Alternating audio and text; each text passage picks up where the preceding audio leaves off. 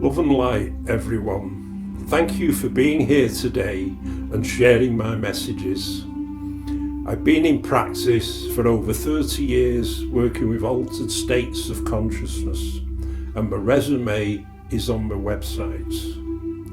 With this film, I'm going to explain to you the way I work and what I've learned through my journey working with hundreds of clients and spirits, because sometimes spirits need help as well. These case histories of spirit release are from true journeys I have shared with clients. All names of people and places are not included so as not to breach issues of confidence. Case history number 6. Rape, karmic portals and bullies from the Darkside. The first 5 case histories are relating to spirit release in its most simplistic and basic form. Now we move into more complex areas of attachment and possession, as they often involve and incorporate evil energies and spirit. Energies, vibrations create orbs, which if strong enough create portals. Portals are gateways. Often in the same way as damp cold conditions in a room may create life-threatening mould, energies if strong enough may create negative entities.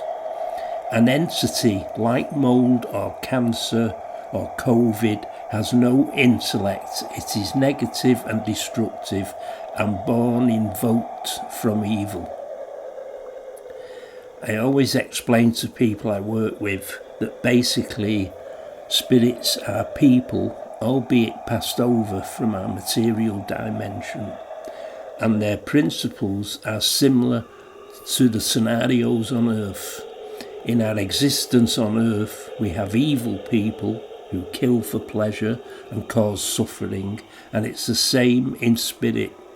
There exists evil spirit who have passed over, which can incarnate on Earth. By incarnate, I mean possession of a human host after the first stage of their attachment. So let's begin with our first case history from the dark side. The following is from an email from a lady. Can you help me? I'm getting electrical interference in my apartment. I feel like an idiot and people think I'm mad. Even I'm thinking I'm mad. I know it sounds silly, but the picture on my TV keeps going off and I bought a new one, and I've even had an engineer check everything and he says there's nothing wrong with it, and no one else is having any interference in any other of the apartments.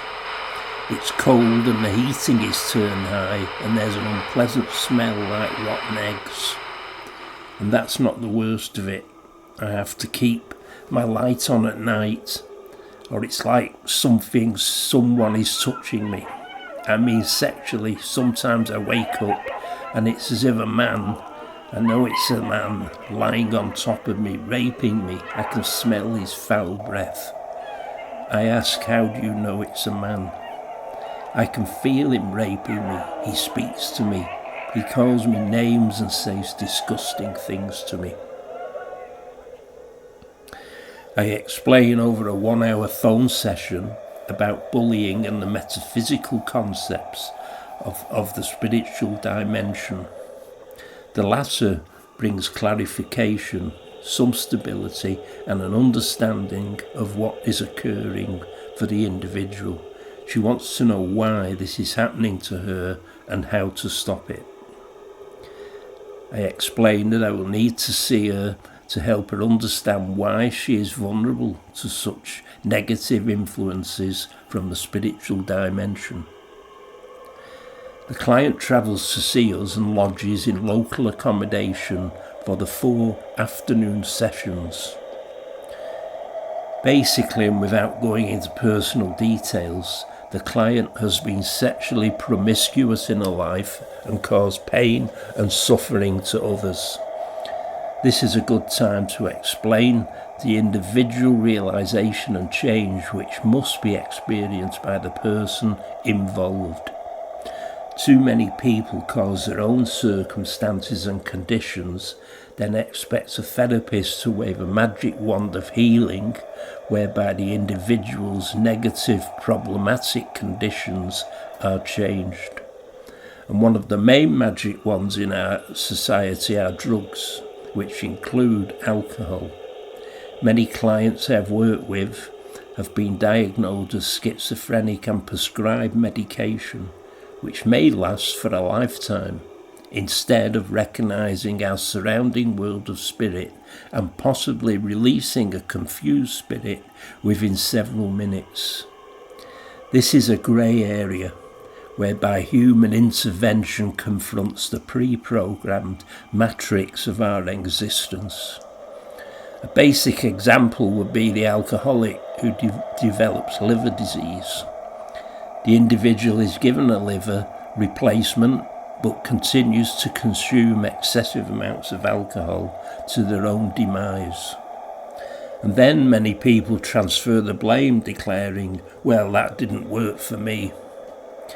The main word I have come to respect over many years of practice is change. If you don't change, you remain the same, and like attracts like.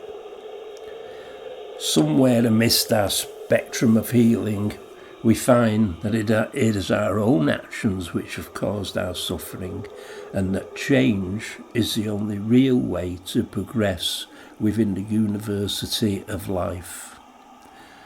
The client in this case history is excluded from the simple format of releasing a confused spirit. The spirits which surround her are not confused, they are just the same as people on earth who are evilly sexually perverted bullies. They derive their energies and influences from hell, so are basically satanic, but they are spirits from people, not demons. Change genuinely means making amends, reparation, and redemption.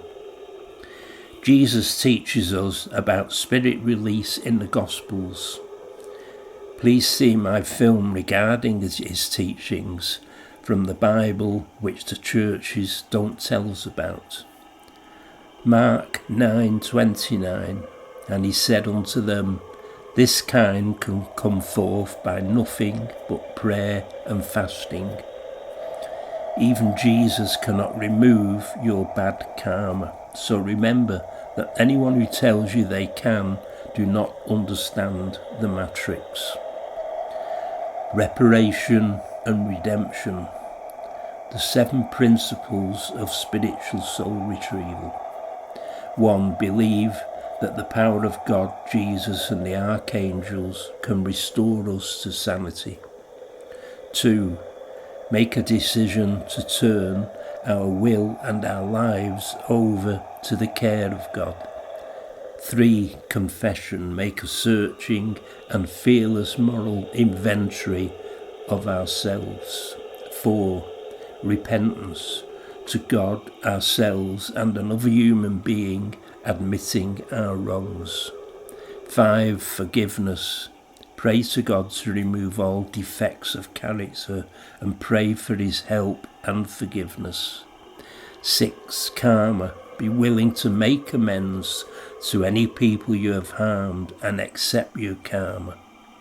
7. Continue to grow spiritually and intellectually and to help and guide other people. Thank you for watching this film, and remember, security and protection come from the light and divinity, working with God, Jesus and the archangels.